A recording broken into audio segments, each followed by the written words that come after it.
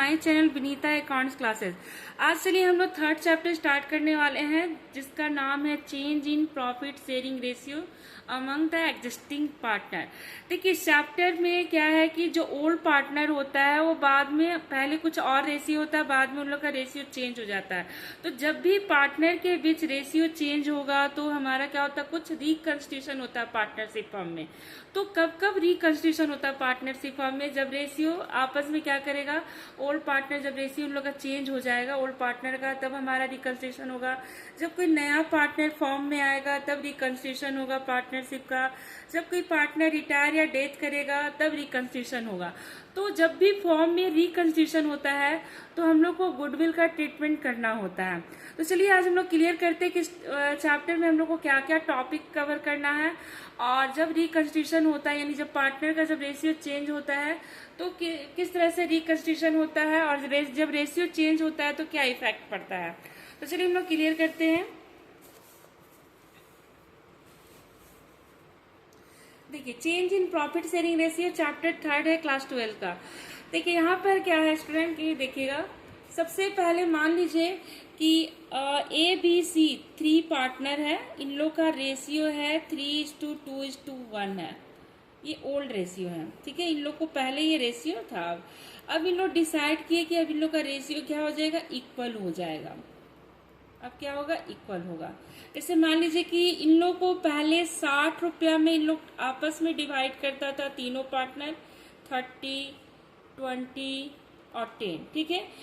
बाद में इन लोग का शेयर हो गया इक्वली 20, 20, 20। तो देखिए ये जो बी है इसको कोई इफेक्ट नहीं पड़ा, इसको पहले भी जो 20 रुपीज मिलता था अभी भी इसको 20 मिल रहा है।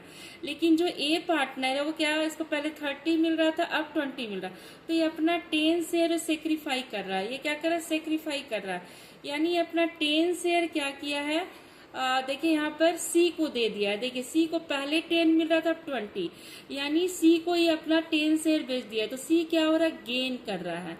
तो जब भी कोई पार्टनर अपना शेयर बेचता है तो उसके बदले में क्या है, इसको कुछ शेयर में क्या मिलेगा। अगर वो 10 सेक्रीफाई कर रहा है तो ये 10 रुपीज उसको क्या करेगा, देगा। किस केस में देगा, जब गुडविल का हम लोग ट्रीटमेंट करेंगे तो ये हमारा गेनिंग पार्टनर हो जाएगा, ये सेक्रीफाइसिंग पार्टनर हो जाएगा, ठीक है। ये 10 रुपया गेन करेगा और ये 10 रुपया सेक्रीफाई करेगा। तो चलिए आज हम लोग पहले सबसे पहले रेशियो क्लियर करते हैं, और रेशियो क्लियर करने के पहले हम लोग टॉपिक क्लियर करते हैं कि इसमें हम लोग को क्या क्या टॉपिक पढ़ना है। तो चलिए देखिएगा टॉपिक।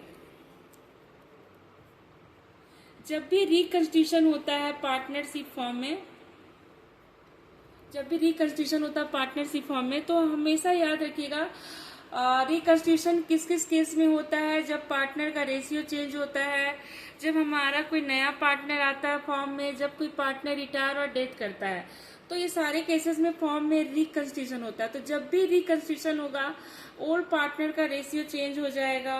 वो पार्टनर या तो सेक्रीफाई करेगा या गेन करेगा, या सिर्फ सेक्रीफाई करेगा, या गेन या सेक्रीफाई दोनों करेगा।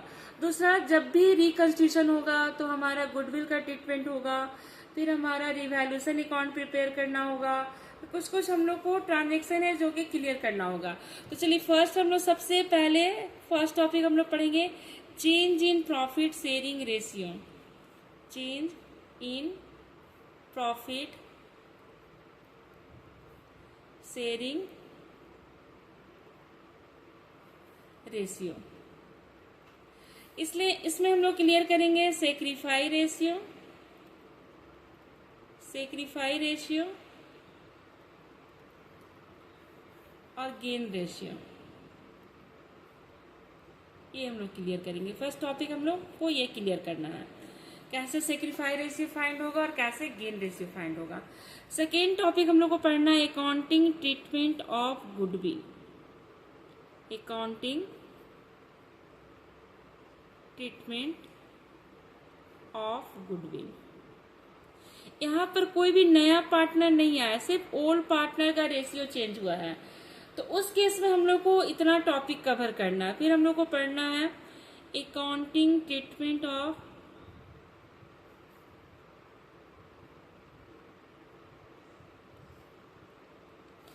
revaluation of assets and reassessment of liability. फिर हम लोग को पढ़ना है accounting treatment of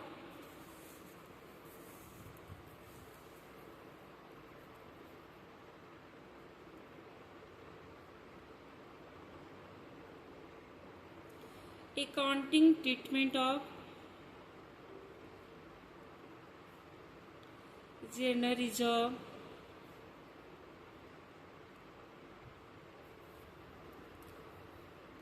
profit and loss balance, debit balance and credit, दोनों हम लोग को पढ़ना है इसमें, डेबिट का भी और क्रेडिट बैलेंस भी। उसके बाद हमारा वर्कमैन कंपनसेशन रिजर्व। फिर हम लोग को पढ़ना IFR, ये सब का क्या ट्रीटमेंट होता है। फिर हम लोग को पढ़ना है इसमें एडवर्टीजमेंट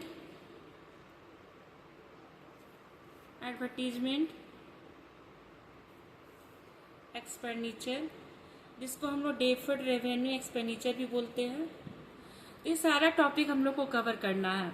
तो देखिए, जब भी फॉर्म में रिकंस्टिट्यूशन होगा तो ये हम लोग को कंडीशन तो क्लियर रखना है कि हम लोग को रेशियो फाइंड करना ही होगा। फिर अकाउंटिंग ट्रीटमेंट ऑफ गुडविल होगा ही, ट्रीटमेंट ऑफ रिवैल्यूएशन होगा ही, और ये सब भी हमारा पढ़ना है। यानी एडमिशन, रिटायरमेंट, डेथ और आपका ये चैप्टर सभी में हम लोग को ये सारा टॉपिक करना। हाँ, ट्रीटमेंट ऑफ गुडविल हमारा एडमिशन में थोड़ा चेंज हो जाएगा, रिटायरमेंट में भी, और रिटायरमेंट डेथ में भी थोड़ा अलग होगा।